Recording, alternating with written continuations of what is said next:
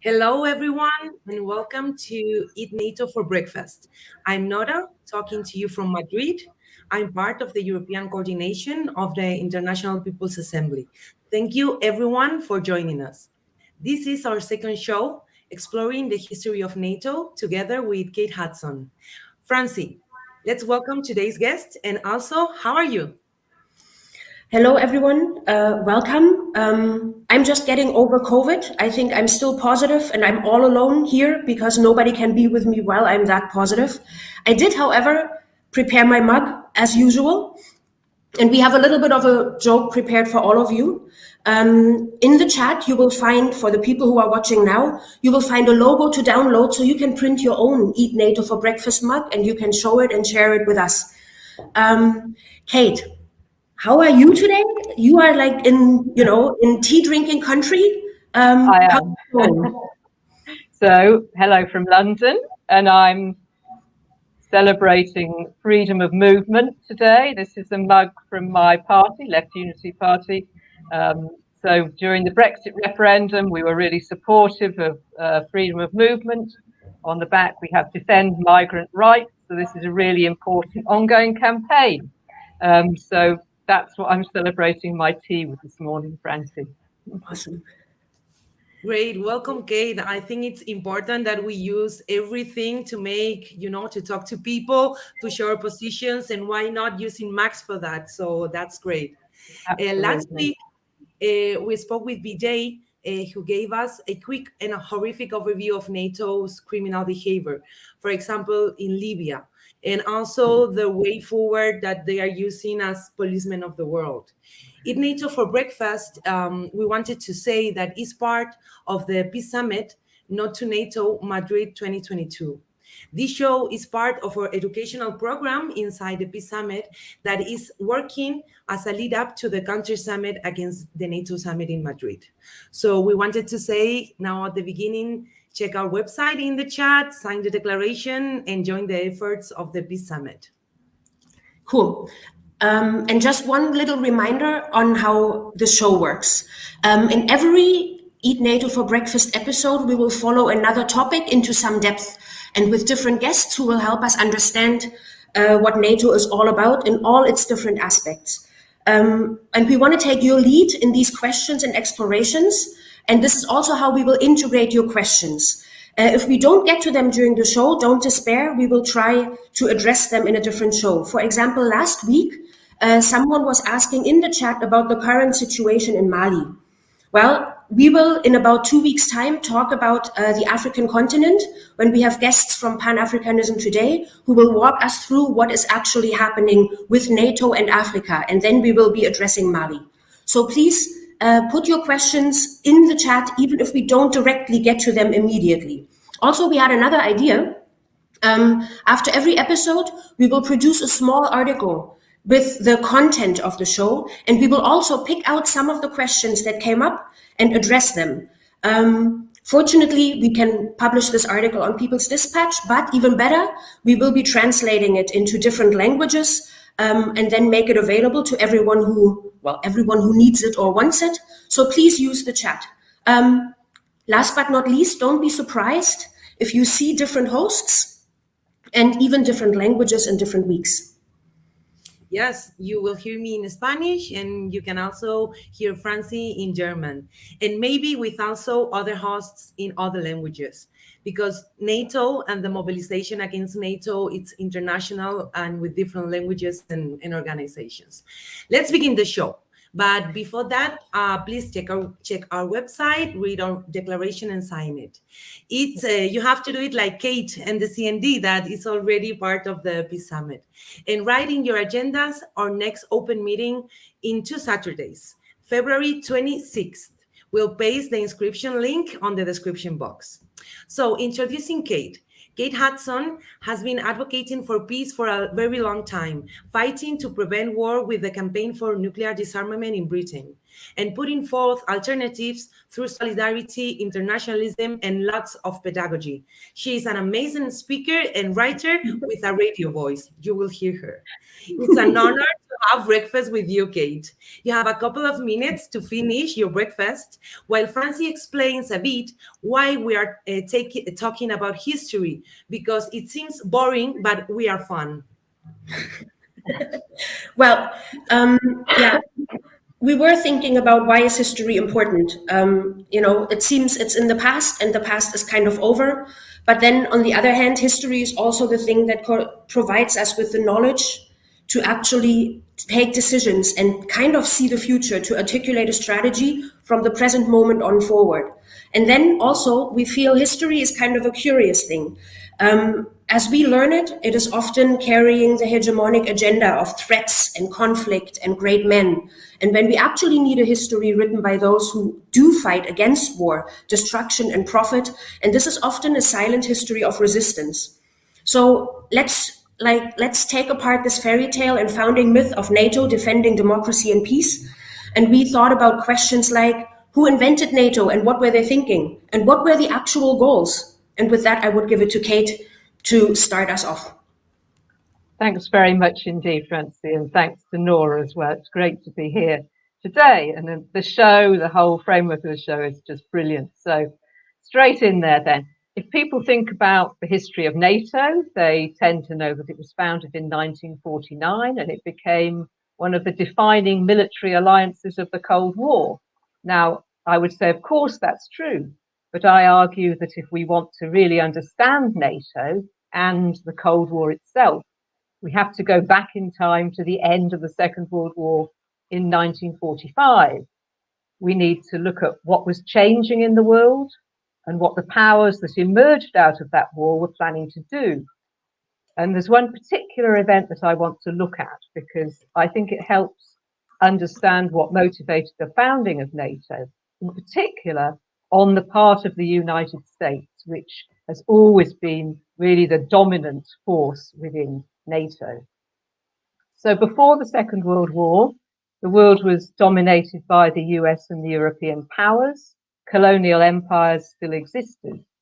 The big change at the end of the Second World War was the emergence of the Soviet Union onto the world stage. The Soviet Union was the US's wartime ally against Germany. Now, ultimately, of course, their economic systems were incompatible. In particular, the US would not accept that any part of the world economy should be closed to it. And those seeking an alternative to the market economic model tended to look to the Soviet Union. The increasing popularity of the Soviet model meant less and less of the world would be available for US market expansion and exploitation of resources. This antagonism was heightened by the increased power and prestige of the Soviet Union, following its role in breaking the back of Germany's military machine. Think of Stalingrad, for example. And of course, also the likely popularity that the Soviet Union would have in countries that were fighting their way out of colonialism, and also amongst working classes in Europe and elsewhere that wanted to shift the balance of power in their own countries. So, a new framework globally. So the war in Europe was over in May 1945, but the war with Japan was still going on. The US was desperate to prevent a Soviet advance in Asia. They were terrified that the Soviet Union, for example, would come to occupy Japan. And the US dealt with this in the most shocking way. They had just successfully tested the atom bomb, and they decided to use it on Japan to demonstrate their unique military power. Their intention was to gain political and diplomatic advantage over the Soviet Union in the post-war settlement in both Asia and Europe. Now, this isn't just some crazy idea thought up by me and C&D and so on. There's a very eminent US historian called Gar Alperovitz who wrote about this in his seminal book, Atomic Diplomacy. So I recommend that. If you're unsure about what I'm saying, do look at that book. And this was a deeply cynical move by the United States. because the Japanese were already trying to surrender. And in fact, numerous political and military leaders from the US and other places stated it wasn't necessary to use the bomb to defeat the Japanese. But the US wanted an excuse to use that bomb in order to demonstrate their power in a world where only the United States had that bomb. So the Soviet Union had promised to enter the war on Japan 3 months after the end of the war in Europe. That day was rapidly approaching. It was the 8th of August. That was the 3-month date. So the US dropped the atom bomb on Hiroshima on the 6th of August, resulting in the deaths of hundreds of thousands of civilians. 3 days later, they dropped another atom bomb on Nagasaki. US Secretary of War Henry Stimson described the atom bomb as the MasterCard in US diplomacy towards the Soviet Union. Others called it the first act of the Cold War. I call it a catastrophic war crime. As well as causing appalling human suffering, it also triggered a nuclear arms race and the continuing existential threat which hangs over all of us today. The Soviet Union developed nuclear weapons by 1949, Britain in 1952, and others in the years that followed. So NATO was founded 4 years later in 1949, supposedly as a defensive organization. And at that time, the Cold War was really getting underway. Interestingly, no military operations were conducted by NATO during the Cold War, but it was a massive drain on the resources of the member states, and it continues to be so today, with 2% of GDP required as spending by the member states. You may remember Trump stamping around at NATO summits saying, you've got to pay up, pay more. But not only was the spending a big issue, NATO also ensured there was a really high level of tension between the West and the Soviet bloc.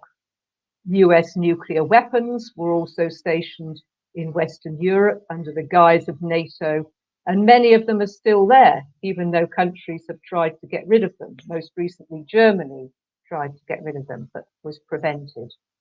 And NATO continues to have a nuclear first use policy. The rationale of all this was that the Soviet Union could at any time launch a mass invasion of Western Europe, and nukes were necessary to deter them. Now, of course, those of you that like history, know history, will know that it shows that Russia previously, and then the Soviet Union, had much to fear from Western invasion, whether from the armies of Napoleon or during the First and Second World Wars. So where was this idea of this kind of massive Soviet horde invading coming from? Western Europe was intensely militarized, with occupying troops effectively occupying Germany for decades. And in fact, British troops didn't finally leave Germany until 2010. NATO's first members were Belgium, Canada, Denmark, France, Iceland, Italy, Luxembourg, the Netherlands, Norway, Portugal, and the United States. So quite a big range to start off with. At first, West Germany was excluded, and it had no military for several years after the war. But eventually it was encouraged to rearm from around 1950, and it joined NATO on the 6th of May, 1955. And Francie, you were mentioning this earlier. I think you have, coming from Germany, you have some knowledge of this area.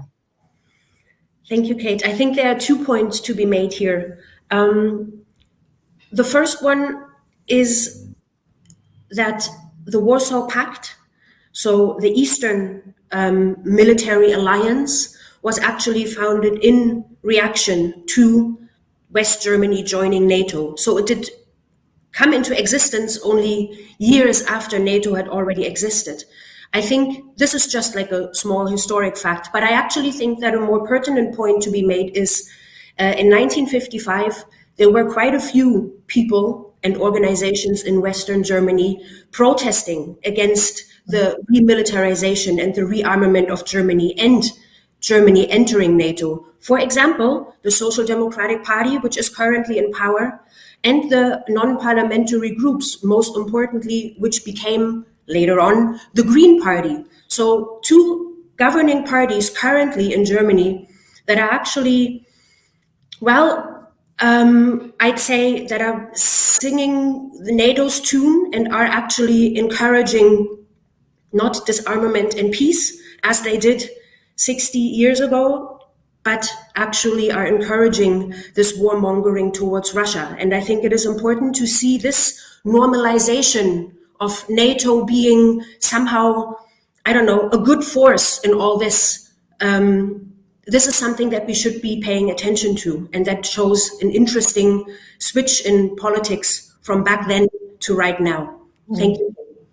Yeah, you're absolutely right about that. And I'm glad you brought up the question of popular mobilization against NATO and against rearmament and militarization, because before CND was founded in 1958, the main campaign of the peace movement in Britain was against German rearmament, because people could see, there's the end of the war, you're supposed to have learned some lessons, but actually militarization so rapidly was coming to the fore. And as you say also, Brenty, this was a major factor in the creation of the Soviet-led Warsaw Pact, what became the other major military alliance of the Cold War, because people always try and present NATO as it was some response to this huge threat. But you can see at every stage, it was the US had nuclear weapons, others got them after. The US formed NATO, others had to then form their own alliances. So it's a kind of not this kind of blaming one side or the other. You have to work out, look at the history and see who is actually responsible. And I think that that's really important. And then talking about mobilization, popular mobilization as well, in 1952, Greece and Turkey joined NATO. And then there was a big gap until Spain joined in 1982. And I understand, Nora, there was a massive struggle in Spain against NATO membership.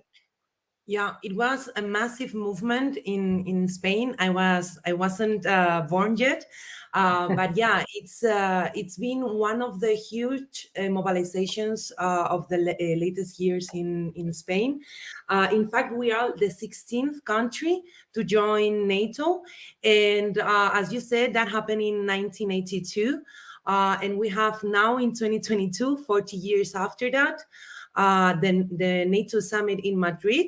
That we are all rallying against. So we are hoping to join forces to see again those huge mobilizations, because Spain is also a place where the people are, fighting for peace. You can see also this history against the Iraq War, against NATO and others. So yeah, 40 years after, we have to show again our strength in the streets. Brilliant, yeah. And COVID permitting, Nora, I'm hoping to be there in Madrid with you and all the masses there that we hope are going to be there. So just quickly nipping back to the NATO question before we move to more discussion and so on. In 1991, with the end of the Cold War, the Warsaw Pact was dissolved. And I remember, from the peace movement in Britain, we all thought, great, now NATO will be dissolved too, or people hoped NATO would be dissolved and we'd have the kind of new peaceful world order. But of course, that didn't happen.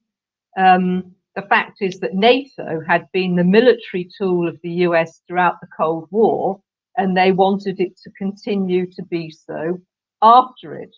And that was what happened. Rather than scaling back its global military presence, the US moved to fill the positions vacated by its previous rival. And they did this by expanding NATO. And the first big wave of expansion into Eastern Europe took place in 1999. Along with the expansion went a first big strategic change. NATO ended the idea it was just a defensive alliance, and it it had a new so-called out-of-area orientation. It explicitly presented itself as a world police force, and really it was reminiscent of 19th century colonialism. And then it went on, during the 1990s, actually, it began to launch offensive military operations. So first in Bosnia in 1994, then with the illegal bombing of the Federal Republic of Yugoslavia in 1999. So, it kind of changed its remit and almost immediately went into action. So 2 years after changing its kind of mission statement, it began its 20-year war on Afghanistan. I remember people at the time saying, this is the North Atlantic Treaty Organization. What are they in Afghanistan for? Well, we know what they were there for, and they were there for 20 years. Following on from that, in 2004, lots of other countries joined, including the 3 Baltic states of Estonia, Latvia, and Lithuania. And of course, this was incredibly significant because not only were they former Warsaw Pact members, they were also former Soviet republics, so taking NATO right up to the border of Russia. And then there were subsequent waves of expansion further into Eastern Europe and the Balkans. And I would say there's no doubt that this scale of expansion has contributed to international tension, as Russia has seen itself increasingly surrounded by US and NATO bases. And if anyone's in any doubt about this, you just have to look at a map. And of course, this increasing NATO presence has been a big factor in the ongoing crisis in Ukraine. So, of course, we all know NATO's gone global. We know that's the latest wave of expansion. So we've seen, I think PJ mentioned this last week, NATO operations in Libya and the Horn of Africa. We've seen Colombia in Latin America become a NATO partner. And maybe you don't know, but NATO has even declared space to be an operational domain. So, not only the world, the universe. So just to finish off, there is at the moment, obviously, a very big focus on Russia, but let's not forget the next phase is China.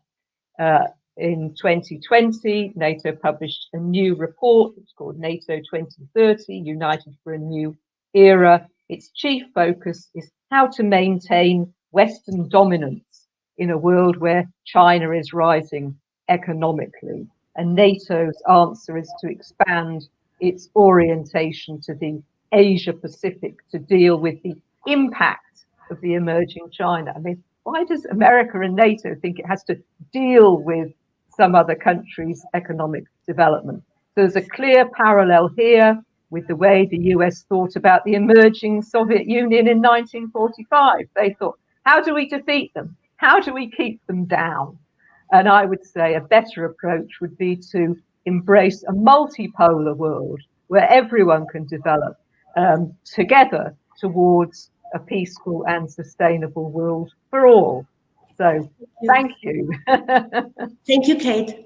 This is actually, you are giving us a good opportunity to give an outlook to our next episode, where we will actually spend some time looking at this new Cold War that you just mentioned, and look at the relations to China. Before we do our goodbyes, I do think we should give you an opportunity to briefly talk about the Campaign for Nuclear Disarmament, CND, the organization that you've been working with, I think, a very long time. Where are we at on this? Like coming out of history, you have been describing how the effects of the atomic bombs being dropped on Japan have also for a long time been very on the forefront of people's minds, and were certainly a mobilizing factor. With the end of the Cold War, with the fall of the Warsaw Pact, etc., somehow this has been, it seems, become almost less of an issue. We have been confronted with sort of nuclear mutual destruction scenario in many, I don't know, in movies and in worst case scenarios, etc., etc. But is this still something today that mobilizes people? How do we mobilize people around this? Because obviously these things have not disappeared. The awesomely big arsenals of weapons are still there. They didn't disappear because the NATO expanded a little bit in this direction or the Warsaw Pact disappeared. How do we bring this to the attention of people? How do we mobilize around it? How do we continue this fight? Well, very important question, Francie, and it's a question of existential importance, actually, because although there's been a reduction in nuclear weapons since the Cold War, I mean, there used to be about 70,000 odd nuclear weapons. Now there's maybe 14,000.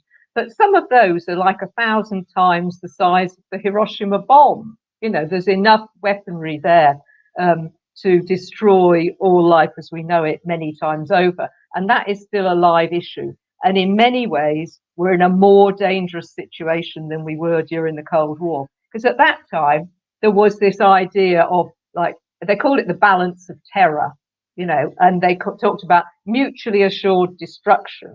And the idea was that no one would use them. Use was inconceivable because everyone would be destroyed. The debate's changed since then.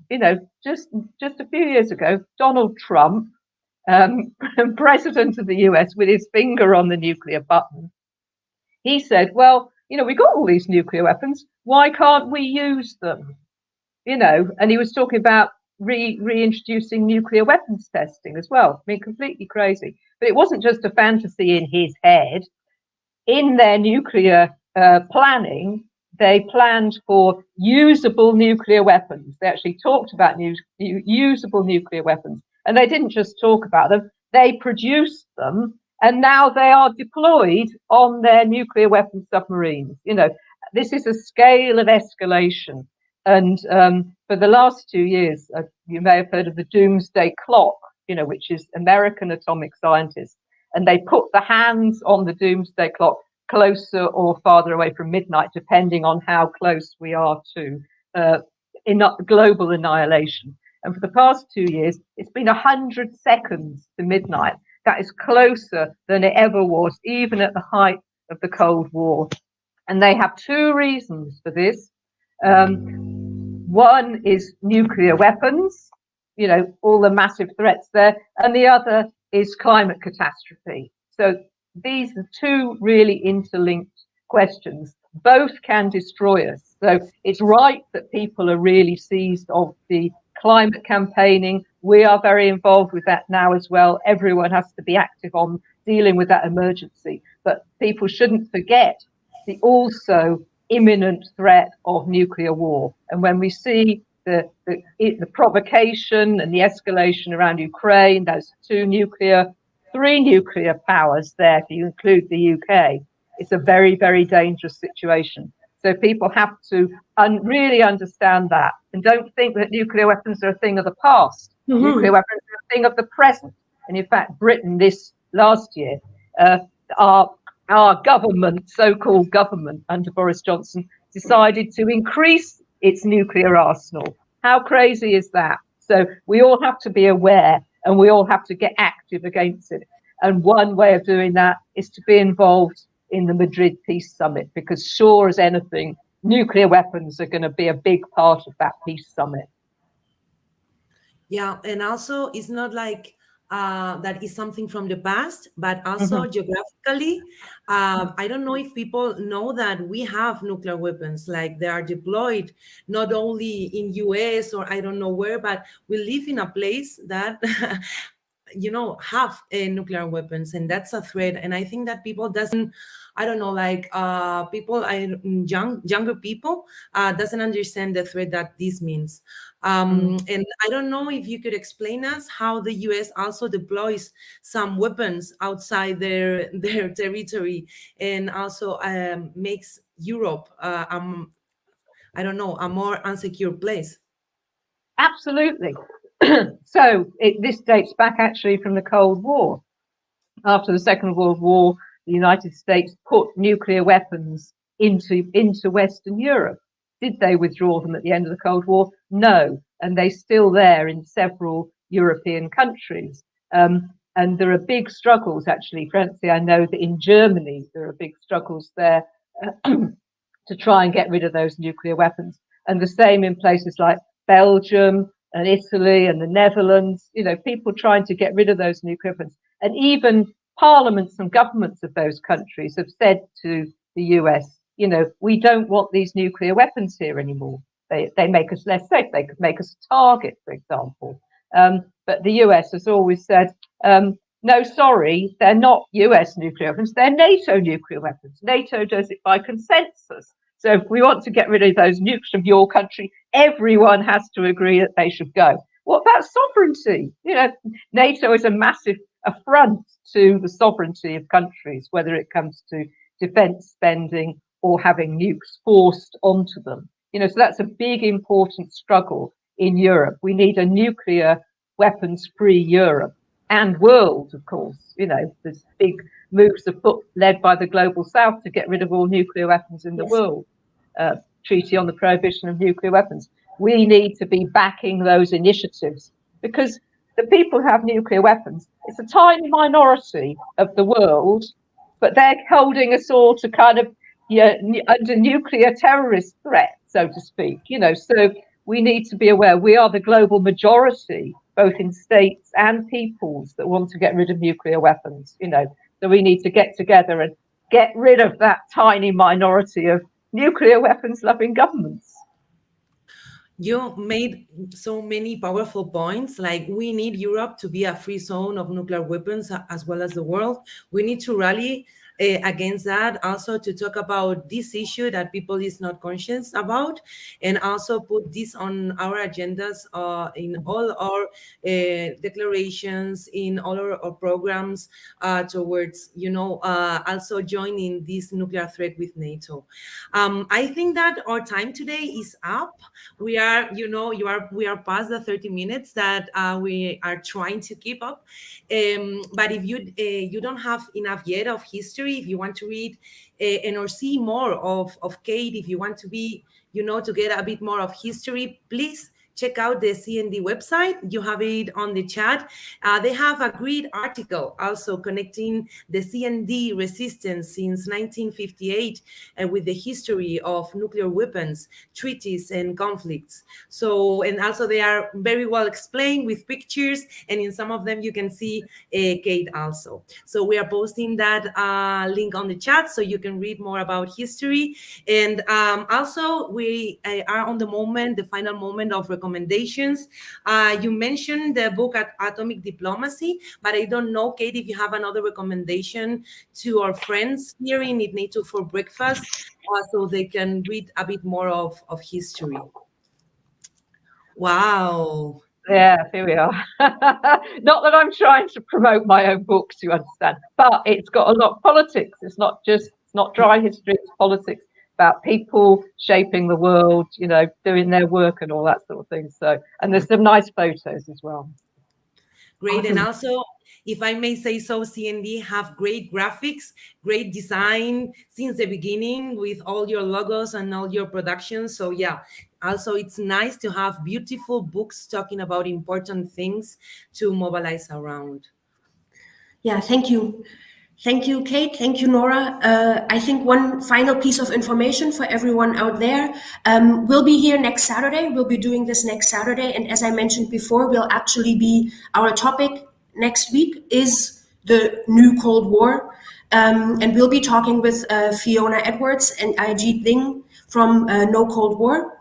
And so please join us next Saturday. Bring your friends, read history. Make a NATO mug. Make a NATO mug. Oh, wait, let me find your camera. Make your NATO mug and fight NATO. And we'll see you next Saturday. Thank you all. Ciao. Bye. Thank you both.